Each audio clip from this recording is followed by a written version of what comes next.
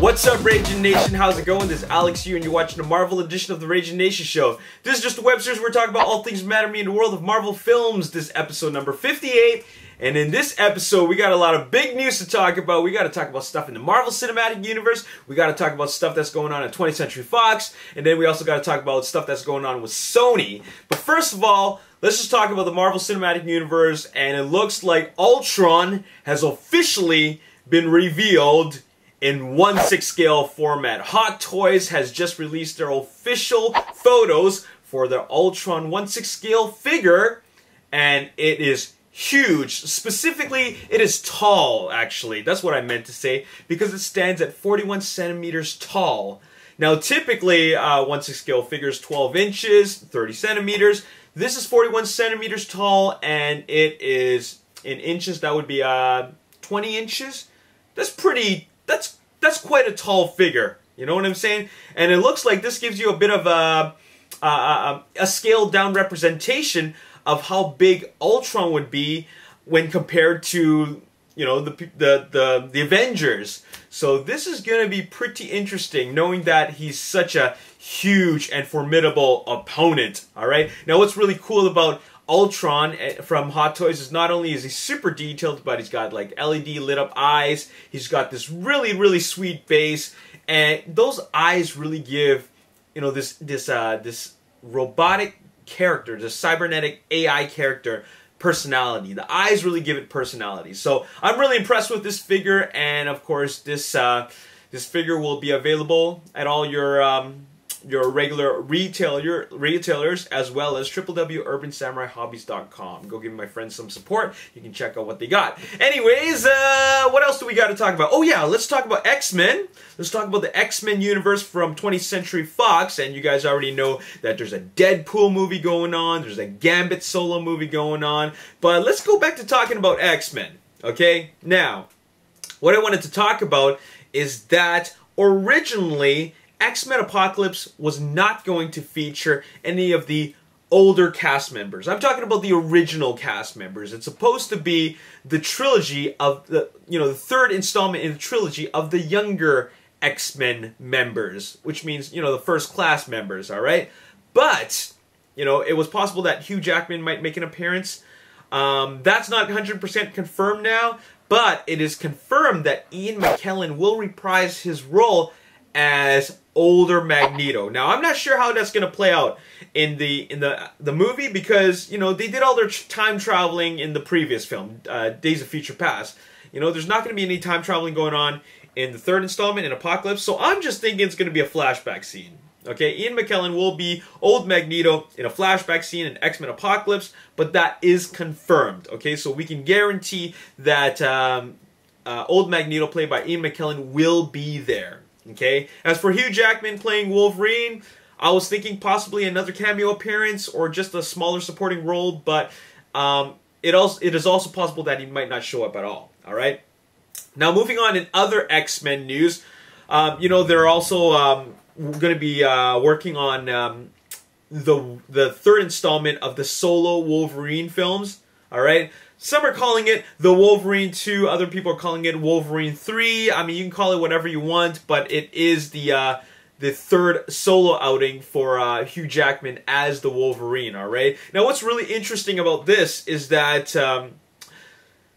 Patrick Stewart will play a supporting role as Professor X in the next Wolverine solo film, all right? Now, this is pretty big news. The reason why it's big news is because it ties in even more directly with the events of X-Men, okay? You know, it might even happen, you know, directly after X-Men Apocalypse.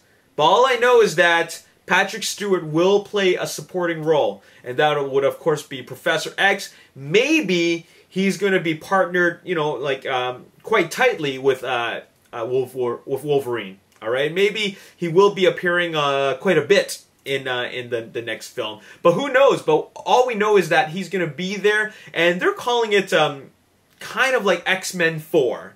Okay, I mean, if we're talking about X-Men 4, I mean to say that this is what happens after I guess it's the fourth installment in the X-Men franchise, and I'm not talking about the First Class trilogy. I'm talking about the older generation where we got X-Men, X2, X-Men Last Stand, and now X-Men 4. I mean, they're tentatively calling it that, but essentially it is the third Wolverine film.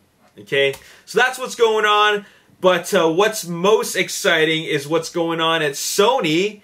It's not really what's going on at Sony, but what's going on between Sony and Disney. Okay, I'm sure you guys have heard all the news or read all the news, because this news actually happened 2 days ago, and I just want to take the time in this video to express my excitement about what's going on. And this is something that a lot of fans have been wanting for a very, very long time, and that is, looks like Amy Pascal, the ex-co-chairman of Sony, has been talking with Marvel Uber producer Kevin Feige. And why would they talk? I mean, why else would they talk? Obviously, it's because Sony has agreed to collaborate with Disney to co-produce the next Spider-Man film. Spider-Man is going into the Marvel Cinematic Universe. This is huge. Sony has owned Spider-Man and still does own the Spider-Man property since 2000, maybe even earlier than that.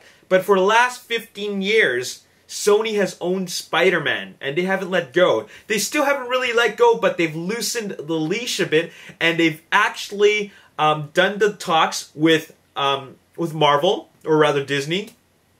And because of that, Spider-Man can now officially be a part of the Marvel Cinematic Universe. Now, I don't know about all the legal stuff that is involved, such as will there be sequels, or is he allowed to appear in other movies, or all that stuff, or is there an expiration date, or I don't know anything about the creative freedoms. But all I know is that Spider-Man is going to be a part of the Marvel Cinematic Universe, and he's going to get his own standalone film. He's also going to be teaming up somehow with the Avengers, aka the Ultimate Avengers. I don't know if they're going to call it that, but you know where that storyline comes from, alright? So that is very, very exciting. Now, as a matter of fact, they even got their date locked in for the solo Spider-Man film. Get this, this is the third time that that Spider-Man is going to be, or rather the Spider-Man story is going to be retold.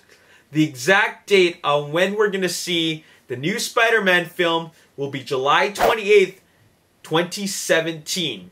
Now, if that date sounds familiar, it's because it was originally occupied by Thor Ragnarok. Thor Ragnarok is now moved to November 3rd, which was originally occupied by Black Panther. Black Panther has moved to July 6th, 2018, which was originally occupied by Captain Marvel. What I'm trying to say is that the release of the Spider-Man solo film on July 28th, 2017 has bumped all the other Marvel character films down, further up one slot, because they've already got these slots locked in, so they can't really take in any other slots. Alright, so this is really crazy. Now, this means two things. First of all, it's great that we're going to see a solo Spider-Man film that's going to be part of the Marvel Cinematic Universe. That is awesome, okay? But the other thing is that it's bumping all the other films forward, or rather, not forward, but we have to wait a little bit longer for them, which also means that they have to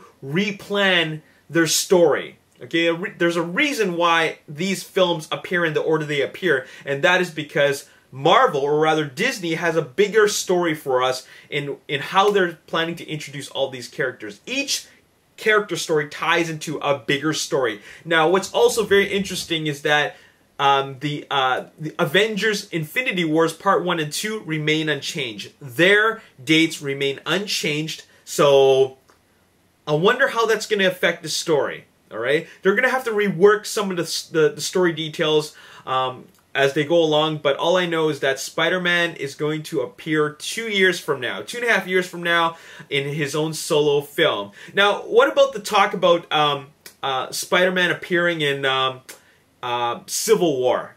Okay, and that would be Captain America Civil War, the third installment, which comes out in 2016. What about that? Apparently, some websites are saying that that's when he's going to appear, and other websites are saying that it's too early for him to appear.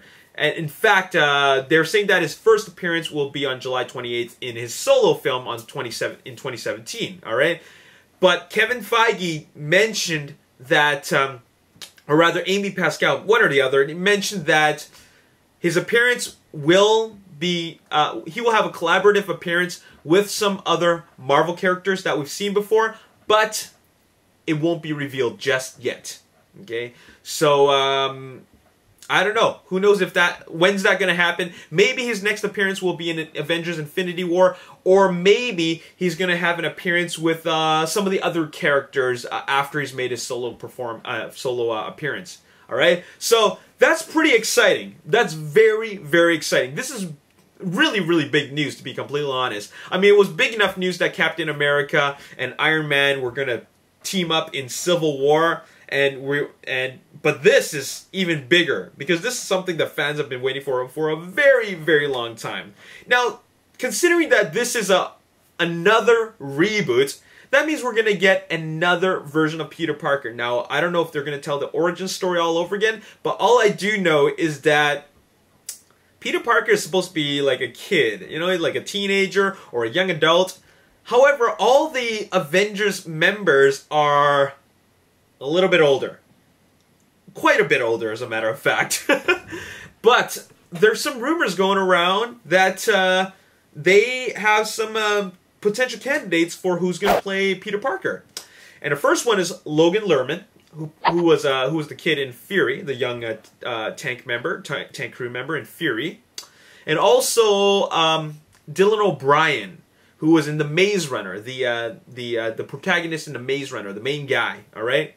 Both of these guys are really young cast members. I believe they're teenagers, and this is the direction that Marvel or Disney wants to go for. They want this young Peter Parker.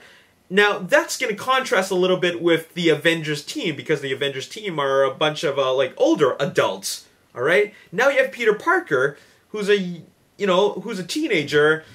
It looks like it's going to contrast a bit, but you know, they're going to work him in somehow, and when we see it happen, I'm sure it's going to be awesome. You know what I'm really curious about? I'm just curious about how it's all going to play out. How is he going to be integrated into the Avengers, and also, will it feel like a part of the Marvel Cinematic Universe, or is it just going to be another reboot? All right?